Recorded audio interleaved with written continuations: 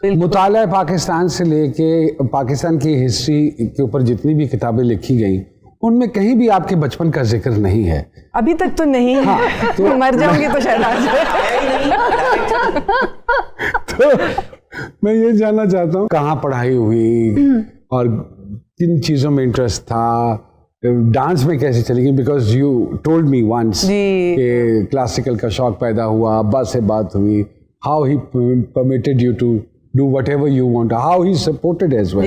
हाँ। तो I would love कि अगर आप शेयर करें। बिल्कुल सही। नहीं, सबसे पहले तो ये कि अम्मा अब्बा ने दोनों ने कभी भाइयों और बहनों में कोई हम लोगों में उस तरह से फर्क नहीं रखा। How many siblings जी? अब मेरे 2 भाई हैं, एक बड़ा और एक छोटा। अच्छा। मैं बीच में हूँ, सैंडविच में। एंड अचानक ये क्लासिकल डांस का शौक पैदा हुआ? मुझे नहीं मालूम कहाँ से ये अम्मा अब्बा ने सोचा और कब ये किस तरह से, क्योंकि मैं तो बहुत छोटी थी। ये भी अम्मा अब्बा की सोच थी कि उन्होंने हमें डांस क्लासेस मुझे और मेरी कजन को शुरू करा दी और फिर जितना मैं सीख सकती थी मैंने सीखा। इंडिया भी आप गई, डांस के सिलसिले से गई या थिएटर के सिलसिले से? दोनों। अब्बा ने मुझसे पूछा कि भाई तुम्हारा अब FA हो गया और अब क्या इरादा है, करियर क्या चूज कर रही हो?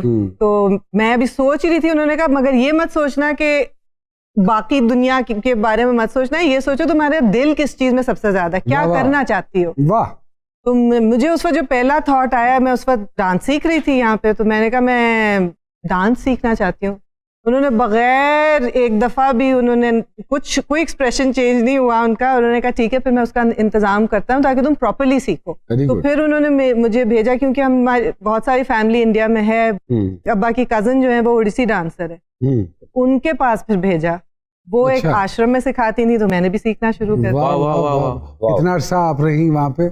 उस वक्त तो वीजा बहुत कम देर का मिला था, इसलिए 3 महीने थी। तो फिर वापस आके यहाँ किसी की शागिर्दी नहीं की? शागिर्द तो मैं यहाँ पे शुरू से थी, इंदु मिट्ठा जी की। अच्छा। जो 7-8 साल की उम्र से सीखना शुरू किया था, उन्हीं के साथ सीखा था। तो बस फिर उन्हीं की एडवाइस पे फिर भेजा अम्मा अब्बा ने। मैम आपकी कोई शागिर्दी करना चाहे तो आपका कोई इरादा है? अब तो मेरे गोडे गिट्टे रह नहीं गए इस काम के लिए। अच्छा मैम, आप हिंदुस्तान भी गई हैं, तो पूछना मैं चाह रहा था कि हिंदुस्तान की पहली गली में जो शौकत अली रहता था जिसे गोली लगी थी, उसकी तबीयत अब कैसी है? मैं पूछ लेती हूँ एक सेकंड। बचपन में बताया हिंदुस्तान की पहली गली उसमें रहता शौकत अली। मैंने सुना ही नहीं इसलिए। मैं क्या सी चार्ज रहना है लेकिन इतना नहीं रहना। अच्छा। जैसे सीमा करवानी साहिबा, जैसे निगर चौधरी साहिबा, उन्होंने तो इसको एज ए प्रोफेशन लेके चली।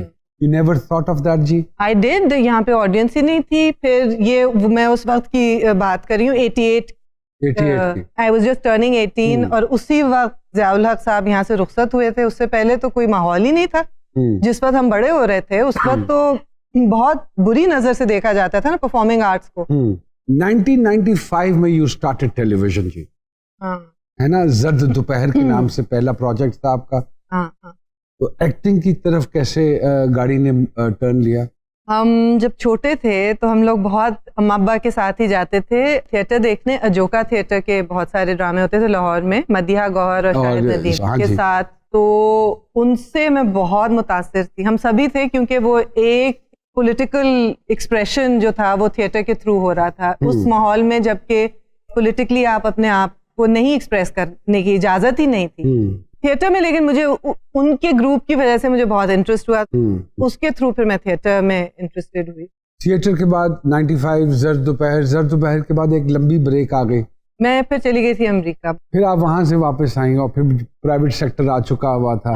मेरी जात जरा बेनिशान, एक रिवाइवल हुआ समिया मुमताज साहिबा का, और उसके बाद वो जो कहते हैं ना खा करके पक्के से जा बचिया, तो you really hit the ceiling actually। रो के जितने मैंने रोल किए हैं रोने वाले ना। मैं क्यों राइटर क्यों रुलाते हैं आपको? क्यों रुलाते हैं? अच्छी भली प्लेजेंट खातून हैं माशाल्लाह, और हंसमुख हैं और अच्छी बात करती हैं और मजेदार बात करती हैं, तो ये क्यों रोने धोने वाले क्या नजर आता है उनको?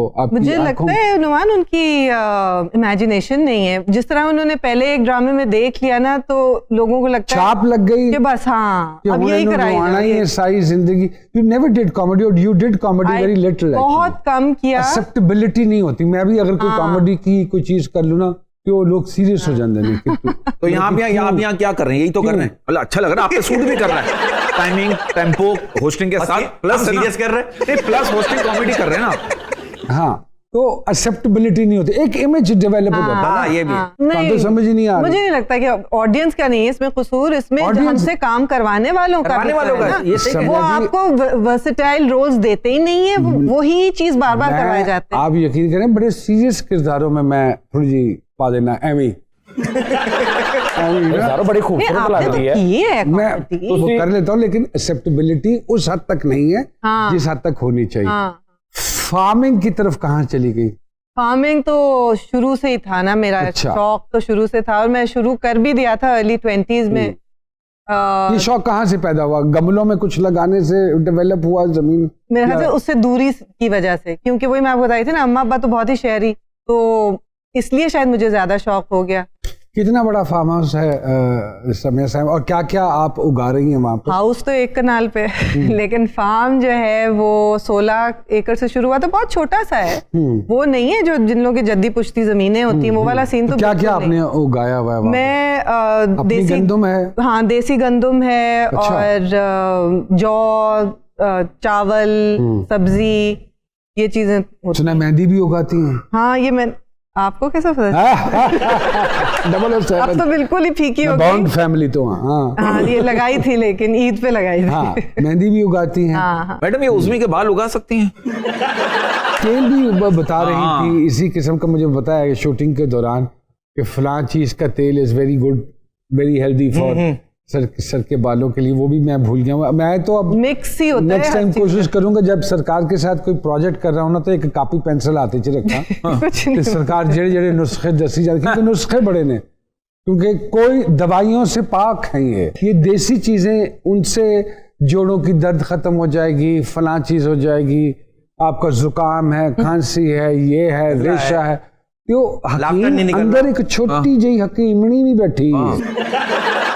अच्छा मैडम, ये जोड़ों और पट्ठों का दर्द जो है ये डॉक्टर और हकीमों के पास होता है, ये उल्लू के पट्ठों का इलाज किसके पास होता है? ये पुलिस के पास होता है। मेरी अम्मी का किडनी का इशू है, तो डॉक्टर्स ने कहा सुबह निहार पर मुंह पानी नहीं पीना है। निहार शो में आए क्लिनिक है। डिपेंड करता है ना कि आपके क्या मिजाज क्या है और आपकी रिक्वायरमेंट क्या है। कई मुझे मालूम है, जैसे कई वेद और हकीम ये भी कहते हैं कि बहुत ज्यादा पानी फलाने लोगों को नहीं पीना चाहिए, उनकी न्यूट्रिएंट्स ही डाइल्यूट हो जाते हैं। ये भी मैंने सुना। तो ये रियली क्या नहीं सुना वो सुना दे आपको, क्या नहीं सुना वो बता दें। वो बताएं। ये नहीं सुना।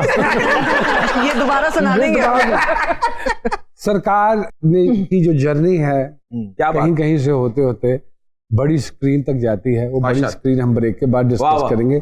Let's take a quick break.